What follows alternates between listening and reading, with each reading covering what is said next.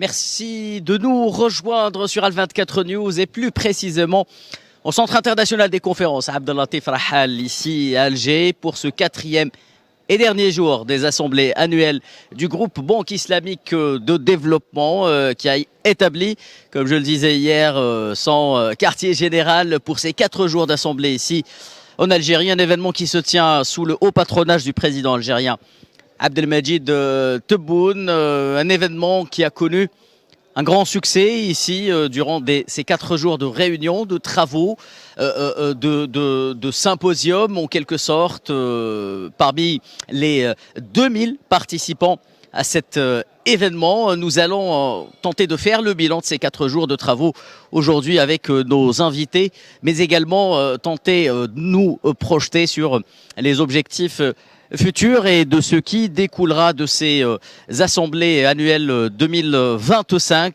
Sans plus tarder, je vais m'empresser de vous présenter nos invités du soir, à commencer comme chaque jour par vous, Idil Sassi. Vous êtes expert international en économie et en finance. Merci d'être avec nous aujourd'hui encore, Idil Sassi. Merci Kherdin et bonsoir à nos téléspectateurs.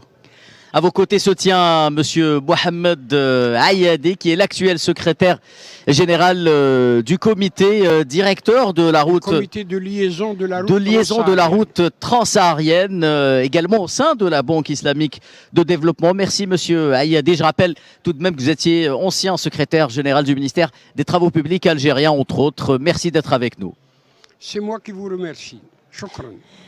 Idil Sassi, je le disais il y a quelques instants, d'abord l'Algérie qui a abrité cet événement pour la 3e fois de son histoire, l'écho que l'on a eu aujourd'hui et même avant ici au Centre international des conférences de la part des différents participants des 57 pays qui composent cette banque de développement, qu'il s'agit d'un événement très réussi.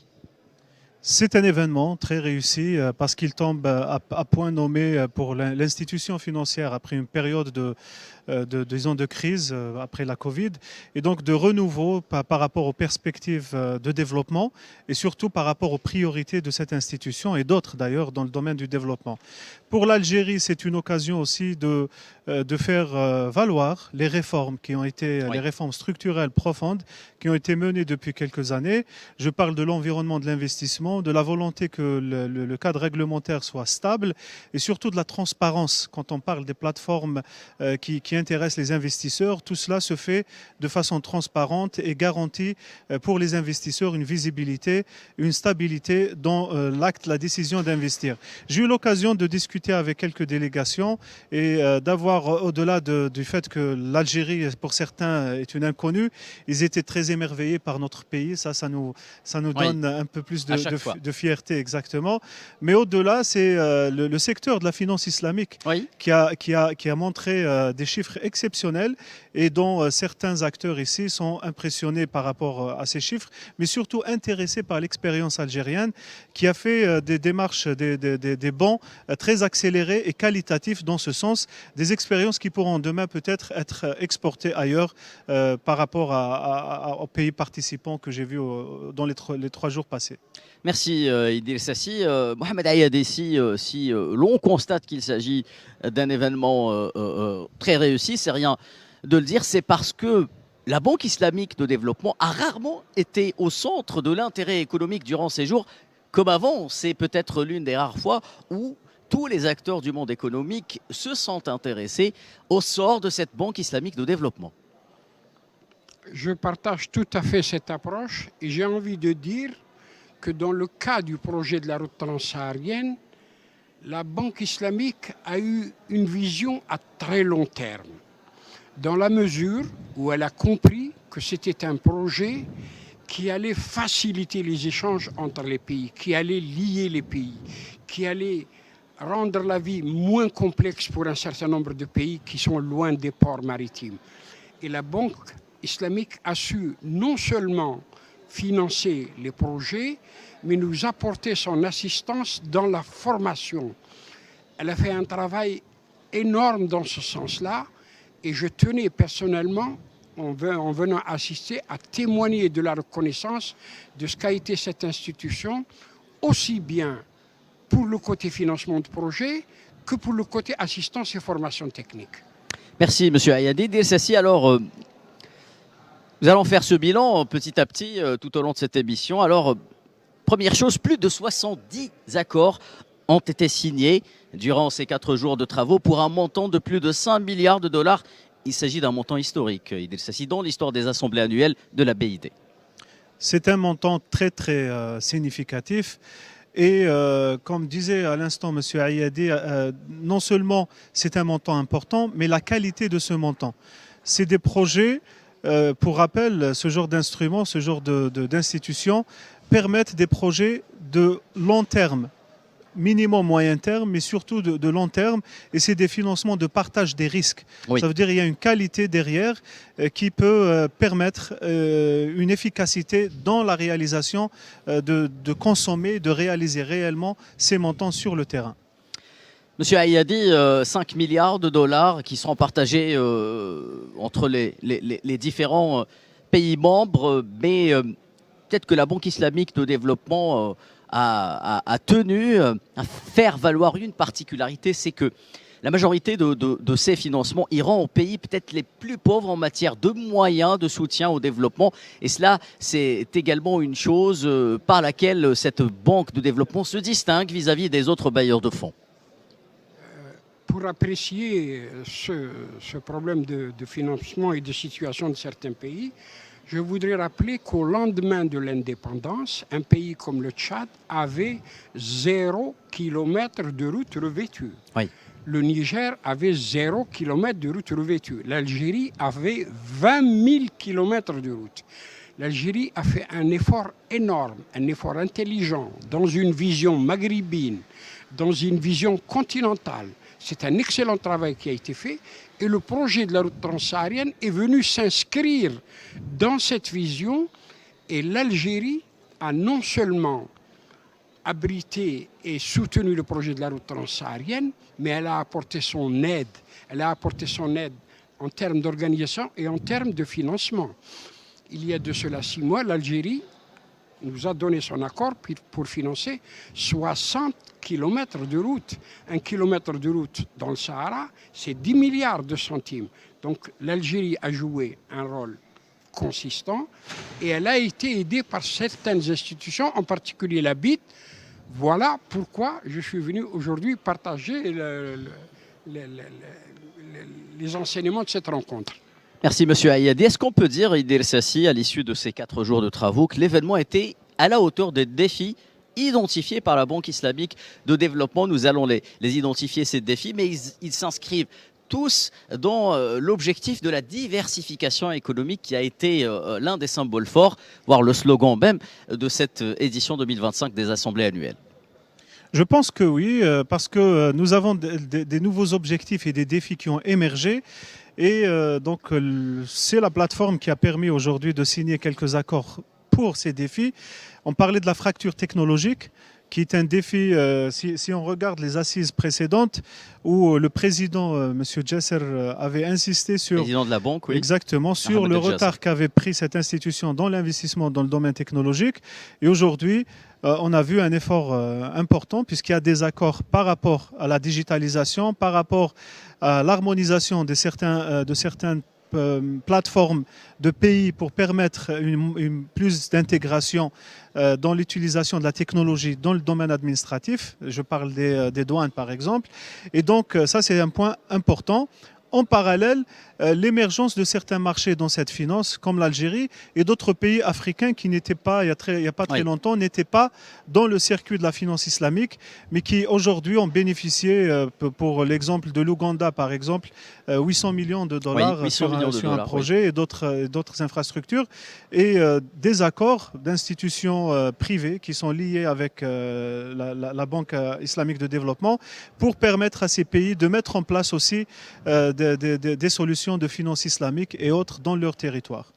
Monsieur Ayadi, parmi ces défis, ces objectifs définis par la Banque islamique de développement, Il y a bien entendu la question, la problématique du désenclavement régional à travers un certain nombre de projets censés favoriser une espèce d'inclusion économique. La route transsaharienne, Alger-Lagos, il faut le dire, est au cœur de cette stratégie. Elle permet aujourd'hui, aux yeux de la Banque islamique de développement, à l'Algérie de devenir un leader régional en matière d'inclusion économique dans cette région sahélo-saharienne qui, il faut le dire, a bénéficié jusque-là de très peu d'intérêt économique de la part des bailleurs de fonds internationaux. Vous savez, quand on parle de route transsaharienne, quand on parle du domaine des routes, on va tout de suite vers l'intérêt de cette route. La Banque islamique a financé une étude qui a été conduite par la CNUSED, Oui. les Nations Unies. Dans les conclusions, ce que l'on observe, c'est que les transporteurs qui empruntent les ports algériens pour aller vers le nord Mali ou le nord Niger gagnent 7 jours par comparaison à ceux qui empruntent les ports du golfe de Guinée. C'est monumental. C'est colossal. C'est quelque chose d'énorme qui est apporté par la route transsaharienne et la CNUSED a cet avantage non seulement d'avoir fait une étude pour mettre le doigt sur ce qui est important, mais nous avons eu l'opportunité de réunir les ministres en 2022 à Alger en présence de la CNUSED et les ministres se sont prononcés en faveur de la transition du statut du comité vers le statut de corridor. Le statut du corridor, c'est un groupe de personnes, finances, commerce réunis qui se mettent d'accord sur des textes pour faciliter les échanges. Parce que le problème est là, c'est comment ça ne suffit pas de faire la route. Comment faciliter les échanges au niveau du port? Comment gagner du temps? Comment être compétitif? Et c'est la phase devant laquelle nous nous trouvons. Aujourd'hui, nous sommes dans une phase un petit peu... Il faut savoir la traverser, mais l'essentiel est là. Nous avons fait la démonstration économique, scientifique, technique qu'il est de la plus haute importance que ces pays-là empruntent les ports méditerranéens. Et c'est avantageux pour nous parce que tout ce qui est produit en Algérie pourra maintenant se déplacer plus facilement vers le sud du Sahara. Ce qu'on appelle la profondeur africaine à l'homme. Absolument. Monsieur Ayadi, racontez-nous un peu l'histoire de cette route transsaharienne. C'est vrai que le projet est assez connu en tant que tel, mais très peu de personnes peut-être connaissent la genèse de ce projet. Racontez-nous comment est née l'idée de cette véritable dorsale qui va traverser toute une région de l'Afrique, mais également, dites-nous pourquoi la Banque islamique de développement s'intéresse tant à ce projet. Première question d'abord, la genèse. Oui. Quand on fouille dans l'histoire, on s'aperçoit que les Algériens allaient à dos de chameau du nord vers le sud pour transporter le sel et les dattes, Oui. et pour ramener l'or. Le temps a passé, la colonisation est venue chez nous, et les Français ont voulu faire le Méditerranée-Niger, le rail. Ils voulaient descendre jusqu'à la boucle du Niger pour 2 raisons. Un, c'est l'or du Mali, et c'est le coton qu'ils voulaient transporter aux États-Unis. Mais au bilan, il n'y a eu que le rail qui va jusqu'à Bouarfa. Et ça s'est arrêté, et c'est resté comme ça. Au lendemain de l'indépendance, c'est la CEA, c'est la Commission des Nations Unies, Oui. qui a dit qu'il va y avoir l'indépendance des pays, le nombre des frontières va augmenter. Le nombre de pays augmente, le nombre de frontières. Parce que avant, Algérie, Mali, Niger, Tchad, c'était un seul pays. C'était la France. Oui. Il n'y avait pas de frontières. Mais là, il y a des frontières et ça va être difficile. Il faut donc non seulement mettre en place une infrastructure pour se déplacer, mais mettre en place des textes pour qu'il y ait des facilitations. Voilà comment est né. L'Algérie s'est emparée de la question très vite. Et si vous vous souvenez, en 1971, Boumediene Rabbi Yarhamou, il avait lancé la première section au sud en présence du président du Mali et du président du Niger. Il a consolidé l'idée. Et les jeunes qui ont travaillé à cette époque-là, c'était les jeunes du service national. Oui. si vous voulez, en tant que symbole, c'est quelque chose de très fort, même si du point de vue efficacité, c'est pas ce qu'il faut. Mais il a posé les fondations du projet. Oui.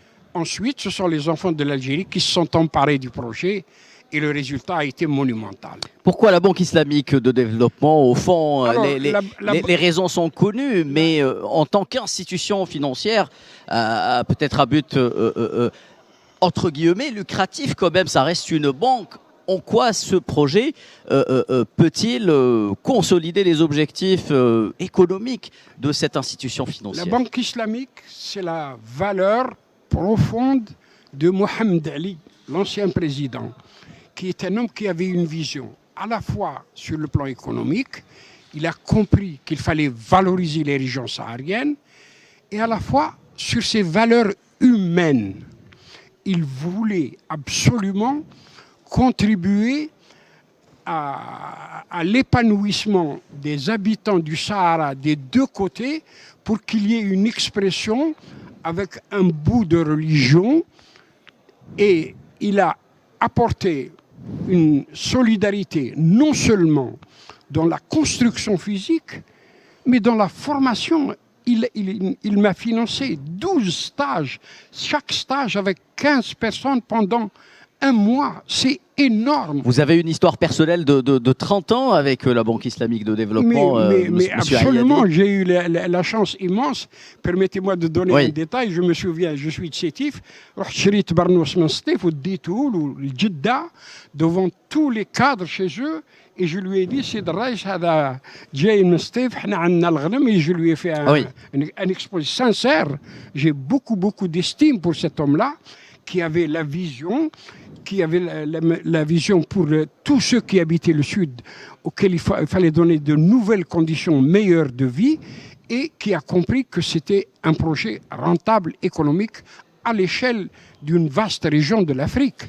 Merci, Monsieur Ayadi. Idriss Sassi, nous avons beaucoup parlé d'infrastructures et de soutien aux projets d'infrastructures, notamment ceux qui promettent de lier peut-être les régions du Sud entre elles pour leur offrir de nouvelles perspectives en matière d'économie, de commerce.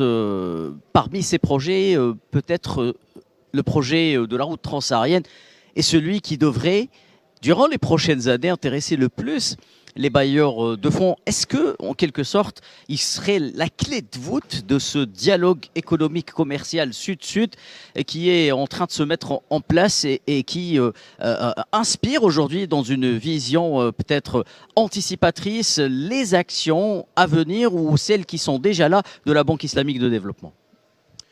La route, elle crée le développement. Donc, se déplacer, alors l'Afrique, entre parenthèses, rapidement, puisqu'on est des Africains, donc on va parler de notre continent, même si la banque, elle concerne plusieurs continents.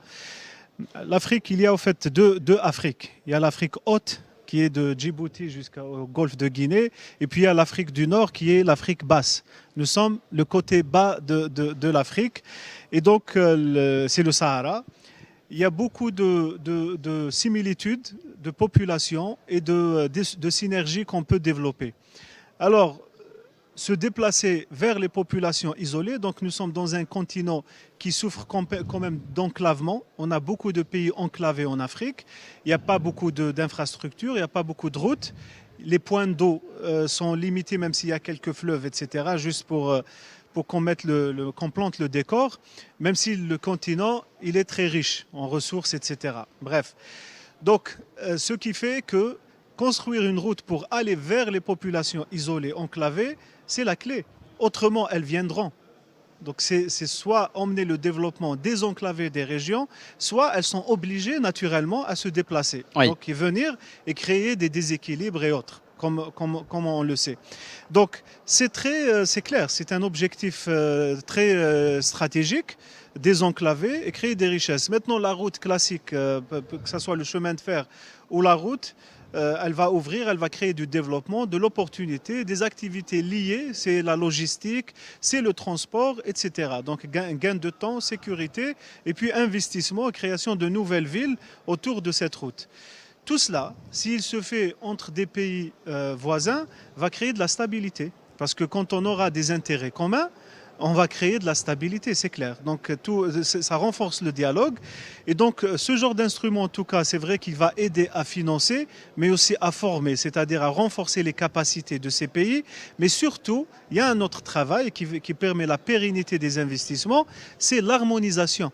Donc demain, si on arrive à harmoniser nos procédures douanières, tout cela, ça crée de l'intégration et par ricochet, ça créera plus d'opportunités de trading, de commerce au fait, intra-africaine et au-delà de l'Afrique vers l'extérieur du continent. Une vision totalement pragmatique donc Edi El Sassi. Alors parmi les orientations pour rester sur ce volet des infrastructures, Mohamed Ayadi, de ces assemblées annuelles de la BID 2025, il y a l'orientation d'aller vers des infrastructures inclusives. Je tiens à souligner le mot inclusif, ciblant les zones rurales et périurbaines défavorisées, comme je le disais, avec un focus sur l'accès, et Edi El Sassi vient de le dire, à l'eau potable, à l'électricité et aux routes. Est-ce que là encore, la route transsaharienne serait le meilleur vecteur pour pouvoir justement accéder à ces objectifs?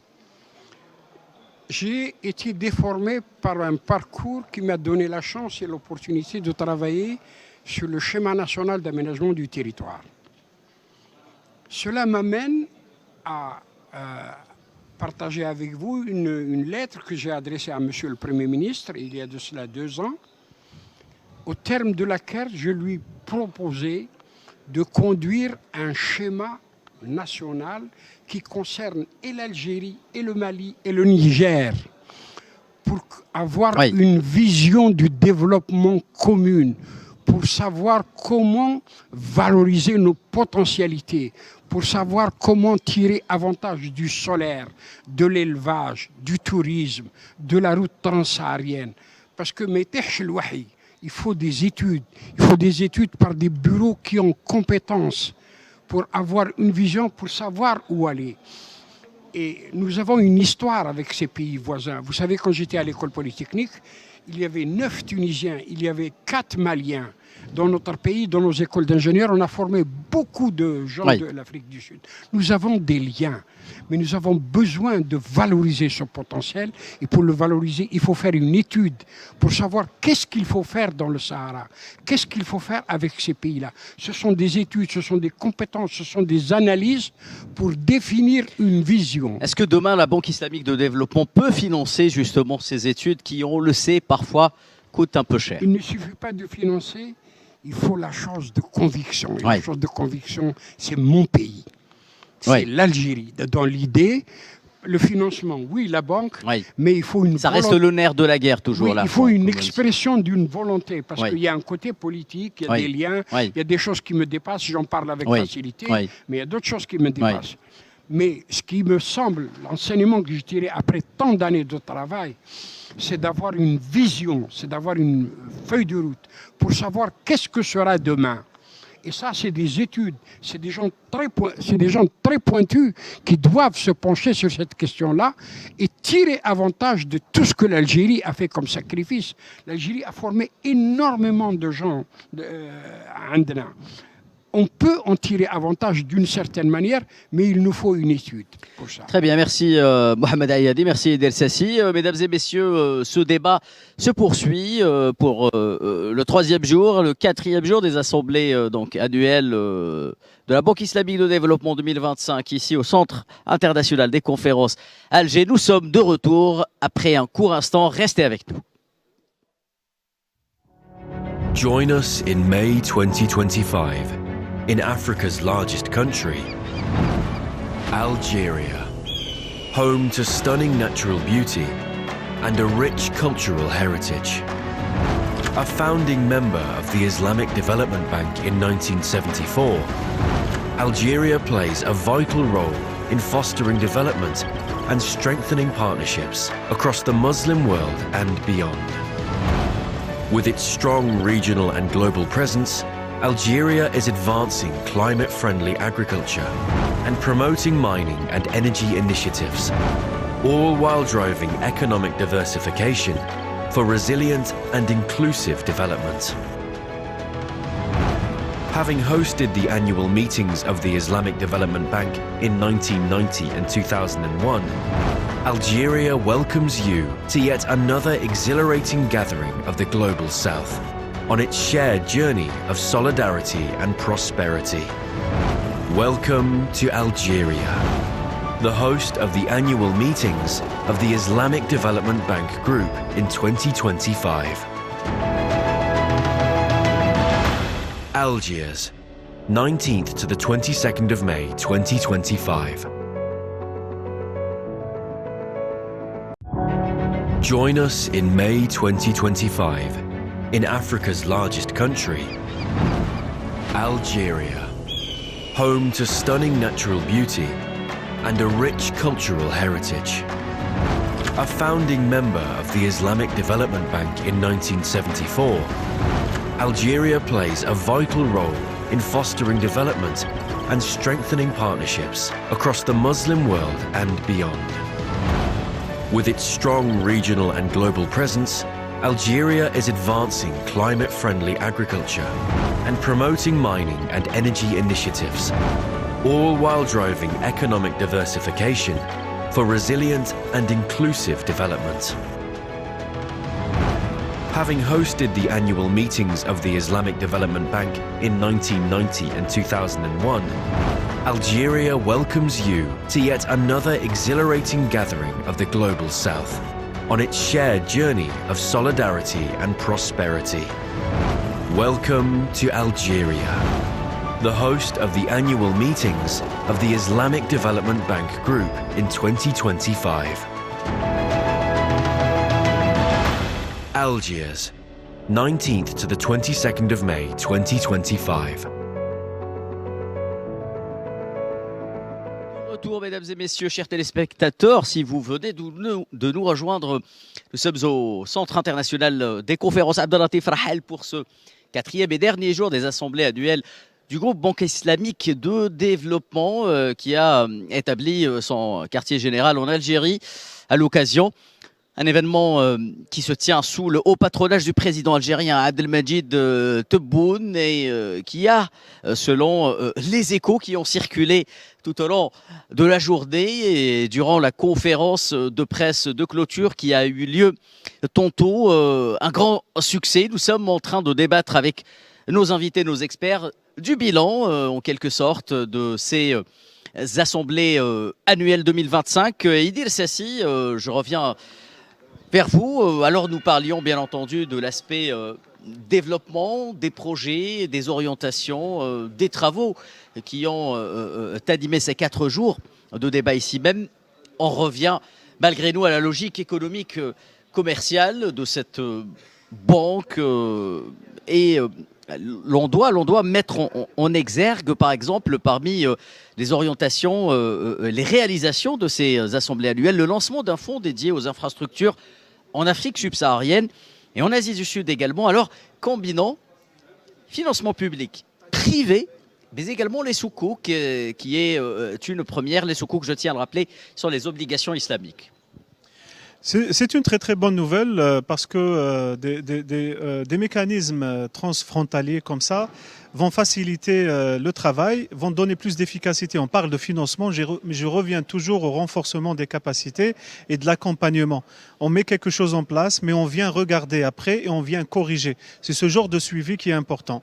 Alors pour être pratique, si on parle de PPP dans les travaux publics, ça veut dire que demain, nos sociétés privées pourront prendre des marchés publics en Afrique pour faire des routes, etc. Donc aujourd'hui, si un opérateur va pour répondre à un appel d'offres quelque part, il lui faudra une garantie bancaire. Oui.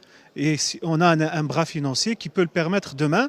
Et donc ça va permettre la collaboration entre des pays comme l'Algérie qui ont les capacités. Aujourd'hui, l'Algérie s'est avérée. Nous avons quand même des capacités pour construire et donc s'exporter et partager des expériences. Monsieur Ayadi connaît mieux que moi ce sujet, mais pour construire une route dans le Sahara, c'est pas facile, c'est particulier. Et donc nous avons très certainement des privés, même des publics, qui pourront demain le faire et pourquoi pas prendre des marchés dans notre environnement immédiat. Alors vous faites bien bien de parler de garantie. On en a déjà parlé hier. La Banque islamique de développement, en quelque sorte, en fait l'un de ses chevaux de bataille. Preuve à l'appui, le rapport 2024 de la Société islamique d'assurance des investissements et des crédits à l'exportation a assuré un volume d'affaires de 13 milliards de dollars pendant l'année 2024, ramenant le volume assuré cumulé de 121 milliards de dollars américains depuis sa création. C'est dire l'importance qu'accorde aujourd'hui cette institution financière à la garantie des investissements, mais également des exportations à ces pays qui, pour la plupart, rappelons-le, sont issus du Sud global. C'est un verrou très important, la garantie. Ça permet l'inclusion financière pour beaucoup d'acteurs qui étaient isolés parce qu'ils sont isolés ou bien pour des raisons de conviction. Apporter aujourd'hui des solutions qui permettent à ces acteurs de pouvoir s'intégrer au marché international, soit pour exporter ou bien offrir des prestations de services ou des travaux. Donc c'est un verrou important et il va permettre très certainement à beaucoup d'acteurs de pouvoir s'extérioriser et donc exporter des capacités en termes de services et même de produits. C'est une très très bonne nouvelle et j'espère, et j'ai vu passer une convention avec une banque algérienne et ça va permettre très certainement à des opérateurs d'en bénéficier. Mohamed Hayati, il est important d'accompagner financièrement, mais avec de la confiance également, parce que la garantie, c'est avant tout de la confiance en économie qu'on accorde notamment aux PME, ces PME algériennes qu'on encourage justement à dépasser les frontières du pays et à aller s'exporter en Afrique. Il est important d'avoir la confiance d'une institution financière comme la Banque islamique de développement, selon vous? Je vais rapporter une expérience réelle à l'échelle 1. J'ai eu la chance d'être directeur général d'un bureau d'études d'infrastructure, un très grand bureau d'études, très puissant. Et j'ai dirigé pendant près de 30 ans le comité de la route transsaharienne. On pourrait tirer avantage dans un intérêt partagé de cette situation dans une approche qui serait la suivante. D'abord, je commencerai par rappeler, il y a beaucoup d'enfants ou de personnes venues du Mali, du Niger, du Tchad, de la Tunisie qui ont fait leurs études en Algérie. Oui. Ce sont des atouts pour l'exportation. Ce sont des atouts. La difficulté est le mouvement des échanges financiers. J'ai exporté en tant que PDG de la SAITI dans des conditions extrêmement difficiles. C'est la réglementation qui est à revoir. Il faut tirer avantage de ce climat de confiance, de ce climat d'échange. Je vais citer un autre exemple. Il n'est pas impossible de discuter pour qu'une entreprise algérienne planifie 40 ans à l'avance les opérations d'entretien dans les pays voisins et amis. C'est la réglementation qui empêche ça. Nous en avons les compétences techniques, nous en avons le savoir, nous en avons la planification, nous en avons les institutions d'études, mais le moment est là pour tirer avantage de tout l'investissement, que ce soit financier ou au niveau des personnes. Il y a un climat, il y a une ambiance. Quand vous allez au Mali, quand vous allez au Niger, vous êtes très bien pris, très bien écouté, et l'inverse est vrai, mais nous n'en tirons pas suffisamment avantage. C'est un créneau qu'il faut travailler. Il y a à tirer un meilleur avantage par rapport à ce que nous avons fait jusqu'à maintenant. Merci Mohamed Hayati. Alors, Idriss Sassi, vous parliez tantôt de public-privé, la promotion des partenariats publics-privés avec des incitations pour les entreprises locales et les investisseurs islamiques, c'est-à-dire des pays membres de la BID, également ont été au cœur des orientations de ces assemblées 2025. Est-ce qu'il faut s'attendre peut-être à l'avenir proche à plus d'accords, de projets initiés entre pays membres, mais comme vous l'avez dit, qui permettront à des entreprises algériennes d'aller prendre des marchés publics à Oman, en Ouzbékistan, en Turquie, ou encore en Ouganda et vice-versa? Il faudrait jouer le jeu pour capitaliser sur ce potentiel.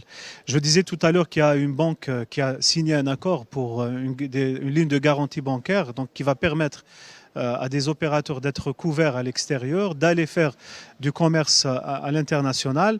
Maintenant, il faudrait de la communication, de la pédagogie pour que nos opérateurs puissent en bénéficier, surtout que c'est un produit islamique, donc qui est à la base demandé.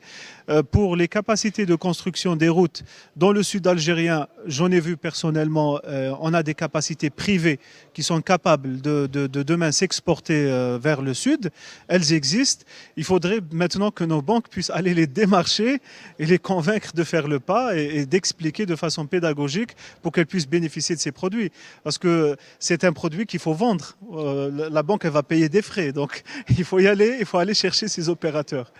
Justement, Idel Sassi, nous parlions tantôt de route transsaharienne pour rester dans ce volet d'intégration économique entre pays du Sud. Il n'y a pas que cette route qui a été dans le scope peut-être des interventions de la Banque islamique de développement. Je tiens à citer un autre exemple. En 2024, la BID a financé une partie d'un projet de route stratégique entre le Sénégal et la Guinée. Mohamed Ayadi, là aussi, il y a un effort à faire. Peut-être la BID montre l'exemple quant à l'importance d'aller regarder de plus près ce que l'on pourrait soutenir en matière d'infrastructure dans cette zone de l'Afrique, c'est-à-dire l'Afrique de l'Ouest, qui a longtemps été, rappelons-le, piégée ou sous le joug des investisseurs, certains investisseurs qu'on peut qualifier, entre guillemets, de prédateurs de l'Occident qui avaient pour intérêt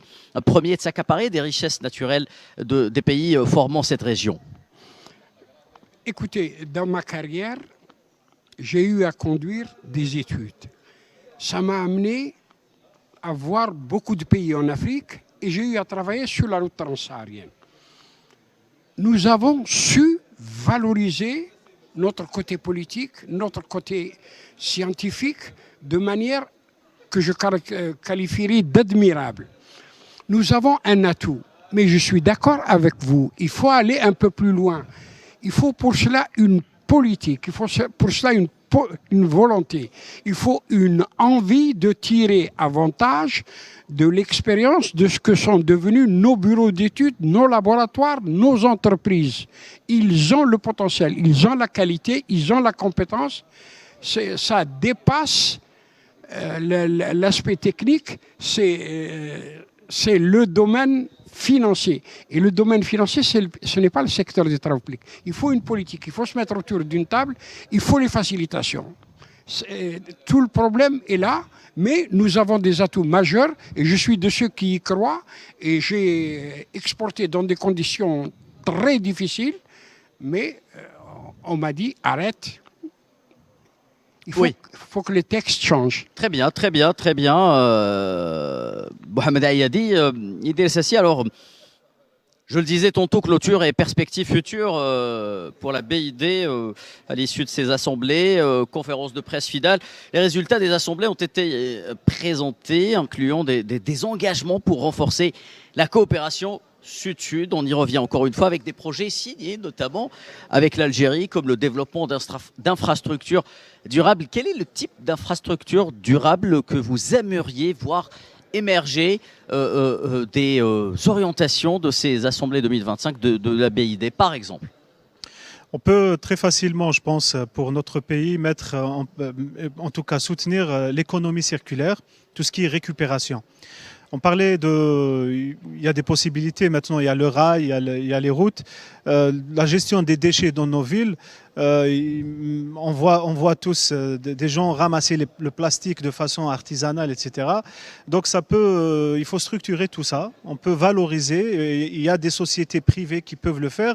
Donc toute cette organisation d'économie circulaire, c'est quelque chose qui peut se faire rapidement et ça permet de lutter contre la pollution et les dangers de la pollution, mais aussi de récupérer, donc de valoriser des déchets. Ça d'une part. D'autre part, nous avons lancé beaucoup d'infrastructures, nous avons lancé des projets dans la mine et électrifié beaucoup de foyers, de régions, de gaz, etc.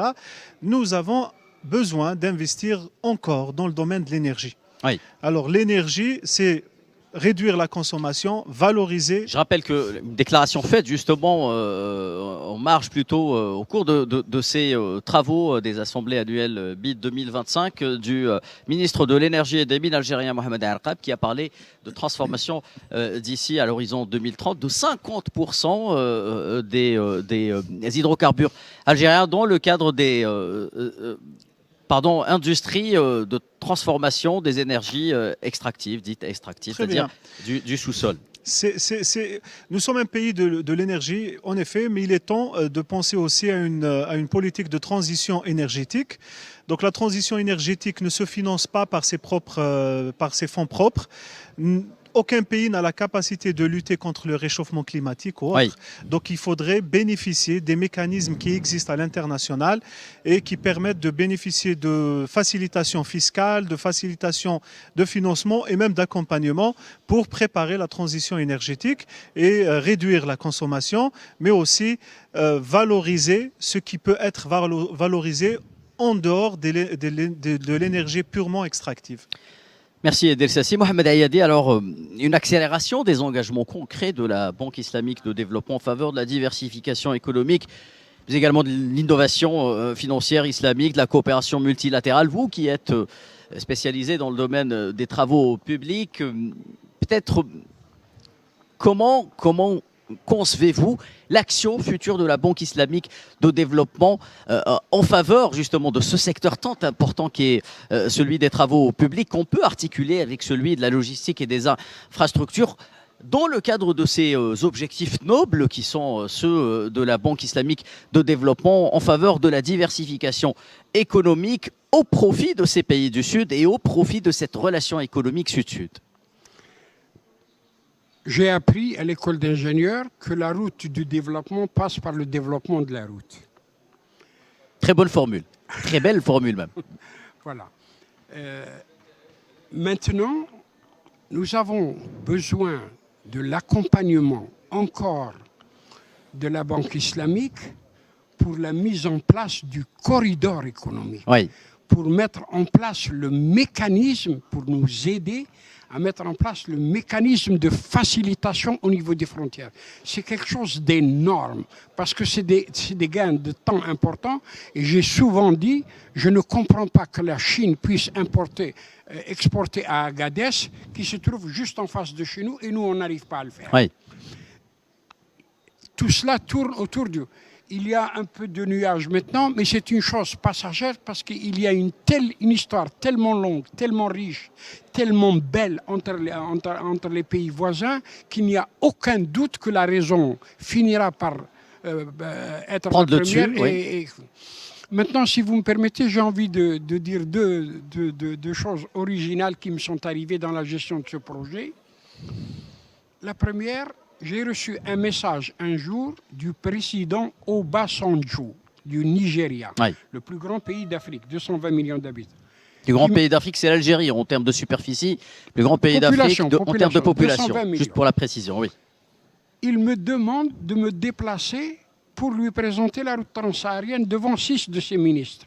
Il témoigne de l'intérêt et il dit des paroles très encourageantes. Ça, c'est le premier point. Le deuxième point qui m'est arrivé, je me suis perdu. Le Nigeria qui est impliqué directement dans cette route, voilà, exactement. Le Rappelons-le. Nigeria a 1200 km Oui. de route dans le projet de la route transsaharienne. Le deuxième point, c'est pour témoigner de la reconnaissance à notre armée. Je me suis perdu à 5 heures du matin en allant de Tamarasset vers la frontière du Mali. Et je suis resté de 5 heures du matin jusqu'à 5 heures du soir sous un soleil de plomb. Grâce à un Toraya, j'ai pu toucher la wilaya a appelé l'armée, l'armée m'a sauvé. Oui, Je tiens encore l'armée une fois à nationale les populaire sauver. algérienne, oui. Ils m'ont sauvé la vie. Merci Mohamed Ayadi. Voilà qui témoigne de l'importance d'accorder un intérêt supplémentaire aux infrastructures routières au cœur de cette région subsaharienne. Idel Sassi, grosso modo, et si on peut faire une conclusion là-dessus, toutes les réformes structurelles engagées par l'Algérie, notamment dans le domaine des infrastructures, avec le déploiement d'un nouveau réseau en termes de rails, mais également toutes les réformes qui vont toucher le secteur du transport maritime. Toutes ces réformes s'inscrivent dans le cadre des orientations futures de la Banque islamique de développement, et l'on peut-être justement anticiper les choses en imaginant que la coopération future entre ce pays, l'Algérie, cette institution financière, sera importante durant les années à venir. Elle devrait très certainement. Nous sommes, à mon avis, humblement, je pense qu'on est parfaitement alignés avec les objectifs de la banque. Nous avons l'infrastructure, nous cherchons à réduire la fracture technologique, nous cherchons à faire plus d'inclusion, nous voulons développer le secteur agricole, les énergies renouvelables, que ce soit pour le secteur agricole ou bien pour d'autres demandes. Donc il y a un alignement parfait, à mon avis, entre les objectifs de la Banque islamique de développement et des objectifs des autorités algériennes. Et donc dans ce sens, il y a beaucoup à faire. Et je disais à un moment donné que il y a très certainement des accords de financement qui ont été signés. On n'a pas pu tout citer, bien entendu. Exactement. Le programme a été riche et chargé. Mais au-delà, l'Algérie est un pays bancable. Et pour une banque de développement ou d'autres institutions, il suffit de demander, je veux dire, mais faisons ce genre de levée de fonds, ce genre de véhicule financier pour des projets de développement, c'est encore mieux. Parce que développement, encore une fois, égale un objectif social d'abord. Oui. Donc c'est très important. Et donc l'alignement, cette rencontre qui est très particulière à mon avis, donc j'ai vu vraiment des délégations qui étaient heureuses d'être en Algérie d'abord, mais surtout d'avoir signé des accords intéressants. Donc je verrai, et puis le secteur privé, notre secteur bancaire qui a bénéficié de leviers à l'international et autres, et entre autres les garanties.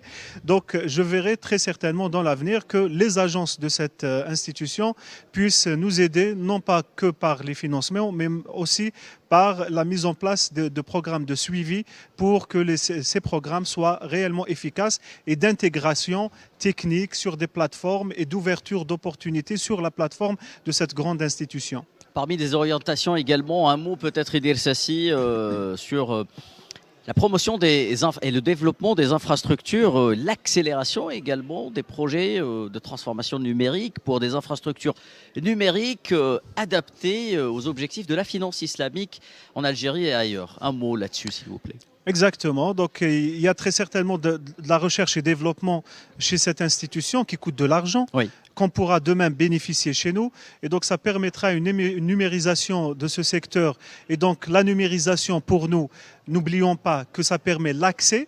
Donc, les populations isolées pourront accéder plus rapidement aux produits de l'institution et donc des sous-institutions, c'est-à-dire des contractants, nos banques et nos institutions financières.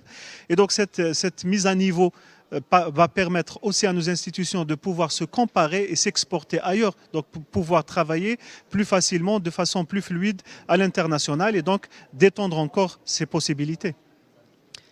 Mohamed Ayadi, avant de conclure, une question toute simple, vous qui parlez avec le cœur toujours, que retiendrez-vous au final de ces assemblées 2025 de la Banque islamique de développement en Algérie? Je retiendrai pour les conférences auxquelles j'ai assisté qu'il y a une qualité dans le contenu et dans le contenant. Les gens parlaient avec beaucoup de conviction, beaucoup de respect. Cela m'a fait plaisir, cette empathie qui existe entre mon pays et une institution internationale que j'apprécie. J'ajouterai pour terminer que l'Algérie a une vision en termes d'infrastructures de qualité.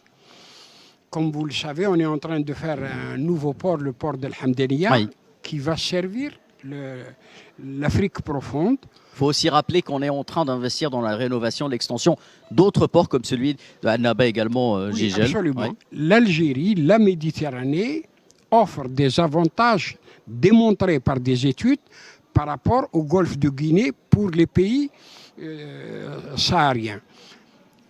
il est souhaitable que ce qui a été fait se continue au mieux et se concrétise.